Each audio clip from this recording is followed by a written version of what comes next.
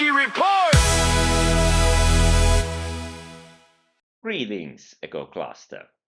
Thanks to the generous sponsorship by Sovereign, I've been able to raise the tech level of my program. So, people, if you appreciate this show, donate me some coffee. I appreciate a good cup of joe. Mm-mm. But some people have asked me how to find the arena and how to enter the uh, spectator mode. Well, this is how. First of all, if I try to put links into YouTube comments, for some reason, they are censored from there. So, always, when we've got system generated special stuff, you better look for the news items. They are on the site under the breaking news section. Here in these news items, you can find links into the arena. And also for the players who play in the game. You of course go to the game in your games, and here everybody, also those people who are playing in the game, can enter the spectator view. And I personally, if I try to use any other method than this from my home screen games and from my personal games, if I try to go here and enter the arena, it gives me an error. It doesn't let me in.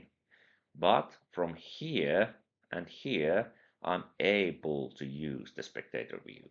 This is a bug I hope will be removed. And in the spectator view, it starts always to play the music. You can remove it from the settings. Here, the gear symbol, you can disable sound effects and background music like this, unless, of course, you enjoy them. I know persons who've been playing this game for 10 years and they still enjoy it every turn. And now in the spectator view, all the players have got their unique color scheme, and this is not the case in the game view. Also in spectator view, you can see the occupied planets. You can't see that from inside game view. But now this is a handy tip for everybody. As you know, we have the time machine. You can use the quick keys I and O. But if you move one step backwards with the I, go to the previous turn, you press Shift and O. Ta-da! You toggle the movement animation. And when, especially when this game proceeds further and things get more chaotic, that can actually be at times very handy to see. They make sense of the situation. What's going on here? What happened here? And you can see, okay, these ships are moving there. Advancement happens to this direction and this direction. Something is going to happen here soon. Yes.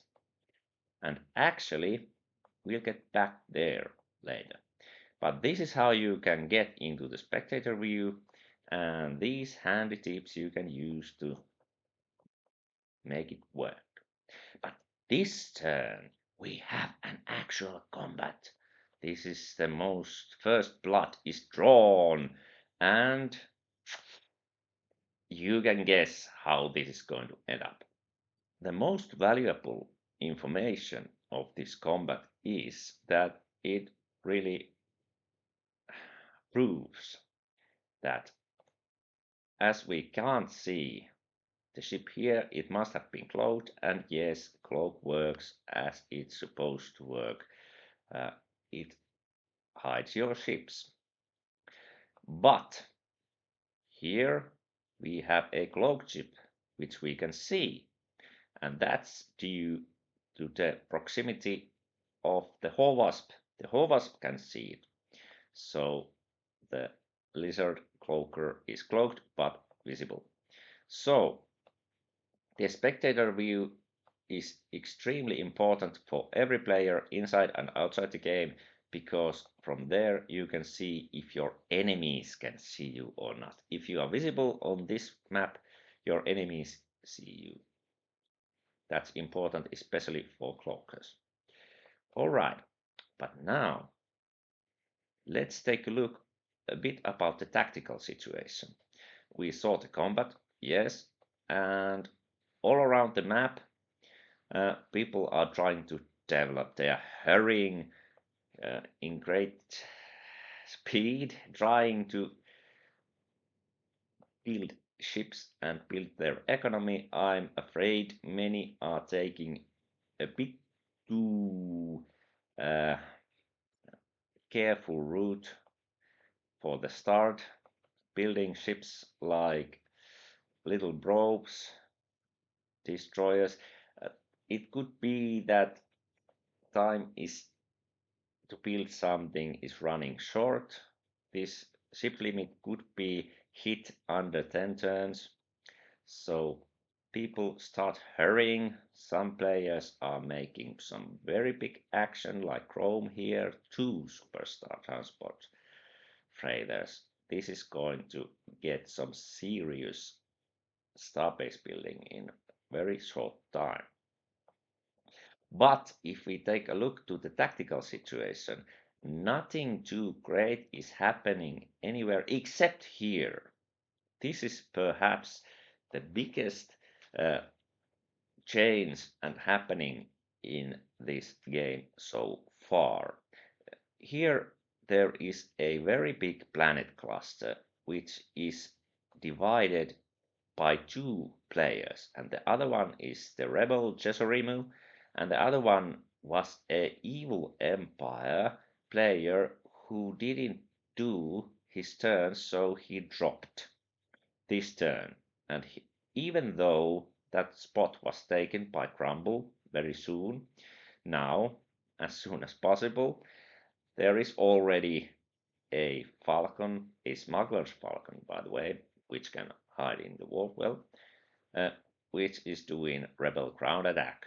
So what we'll see is next turn the rebel ground attack will make the planet go into civil war, and especially if it's able to do one more rebel ground attack, that planet is pretty much doomed, and it could well be that this whole planet cluster will be Cesarimus' domain very soon. And this means that if nobody else is rushing in there, Cesarimu can develop quite an empire there. But on the other hand, there are lots of free planets here to be taken. So I believe we are going to see some serious action in this cluster. It will be an important one. But then the question many people have been asking, how are the Hawasps doing? As you know, we have 3 Hawasps in this sector, and it's been very interesting to see that all 3 of them have got very different approaches how to play this sector. Here we have Tomako, and what he's done is only broods. These are very powerful warships, but 3 broods, the smart thing here is that as he has built this right now in the beginning, is they have low IDs. So as they can get heavy phasers simply by adding full load of clans into the cargo room, they can be very powerful against robots and crystallines such as me nearby, as I can scoop webs away with lower ID, or robot can't scoop mines unless that one robot is someone like Joshua who built a cat's paw as his first build. Then we have another Horvasp here who has the opposite tactic to the beginning phase of the game. He hasn't built a single ship. Instead, he has built only pods. And he seems to be spreading into this direction, which is pretty smart. Also, towards this large cluster I mentioned earlier. But what's really nasty for this particular Horvasp is that he's surrounded by three players. To the north, there is Evil Empire Chrome, and Evil Empire is very strong against the Horwasp because Gorbies are just extremely nasty. They get the left side even against hives, and they can really just roll over Horwasps. And also the Superstar Destroyer, especially in this setting where the Evil Empire player can see where the ships are, they can just use the planet immunity and take planets, Horvath planets with 10 clans. Make the Imperial Assault. That's very nasty for the Horvath. In south, there's the Lizard, Tay. And the thing about Tay is that he has killed me when I was playing Horvasp and he was Lizard. So he knows what he's doing. So that's bad news for the Horvasp. And here we have Joshua as the robots. So the only good thing for the Horvasp is that usually Horvasp could not, they have reduced visibility against the robots. So in this setting, the Horvasp actually benefits from the rules visibility setting, and he can see Joshua coming if Joshua is coming, which I'm sure will happen at some point. So I don't bet very highly on Graham, except for the fact that Graham has also defeated me quite recently, so he's an excellent player. So in any case, this will be a very intense conflict area in this game. And the last, Horvasp, this is perhaps going to be the quickest conflicts we are going to see here.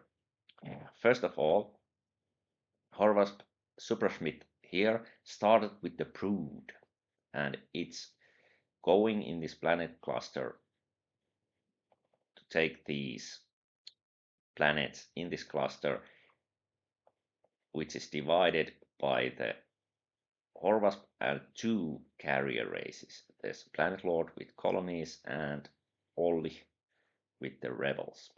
And now he has also shot Stinger into Planet Lord's home world. And if we use the time machine, we can check that it will happen in what happened. Yes, my time machine doesn't allow me to travel into future. This is an interesting. Well, it allowed it to happen last time, but you can see that it will, in some turns, arrive to the home world. And now he is intercepting it with the Scorpius class carrier. Now the Scorpius class carrier can destroy the Stinger, especially if it fights from the right side. You can do that against Stinger always by setting the friendly code into 000, because the Stinger has the battle value of 0, so it's extremely aggressive, the most aggressive there is. If it's a full Stinger like this most likely is, it is a full Stinger. But if this is set to 0, they are both 0, and in that case the battle order, which ship is on the left, which ship is on the right, will be decided by the ID, and as all pods have got IDs over 1000, this will always be the less aggressive. And because it's the less aggressive party, the Stinger will be on the left side. and the carrier Scorpius will be on the right side. And this will mean that the Stinger can't get the mass bonus. If the Stinger would get the mass bonus, it would be more devastating against the Scorpius, but the Scorpius fighting from the right side it can disables the mass bonus. So by using the Frankly Go 000, that's possible.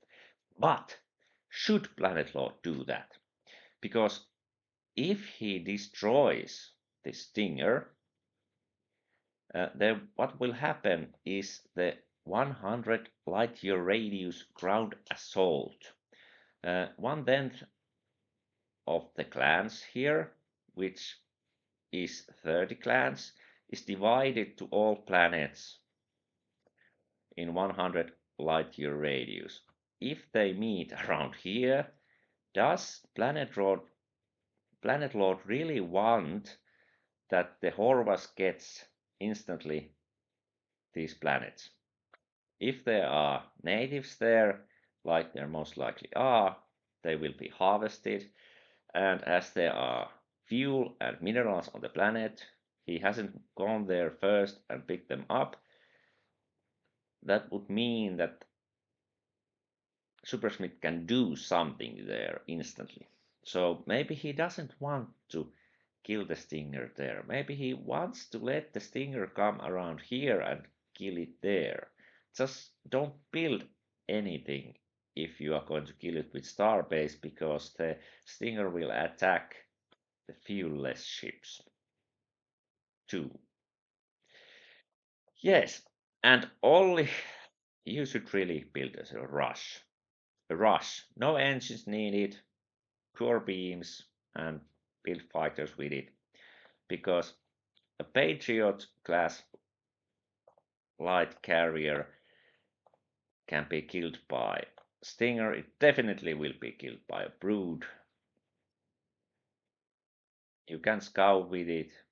You can kill a planet with just some clans, Horus clans, but this is not very useful overall.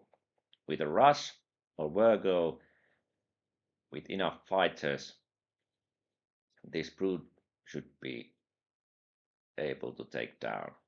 But if we have a Jacker and a Brood fighting together, that carrier will be destroyed, very likely.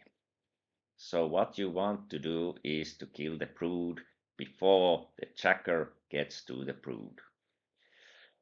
Ooh, I have a bad feeling about this cluster. I'm afraid that as the rebel and the colonies did not immediately move with the heavy carrier in this area, the Horwasp is able to take these first, and because of that, the Horwasp can start to harvest the natives, and as there is minerals and fuel on the planet, the Horwasp can start sending pods in every direction.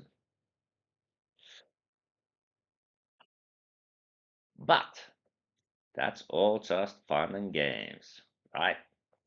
So, see you next time, and remember, good vibes and hey, Megarena!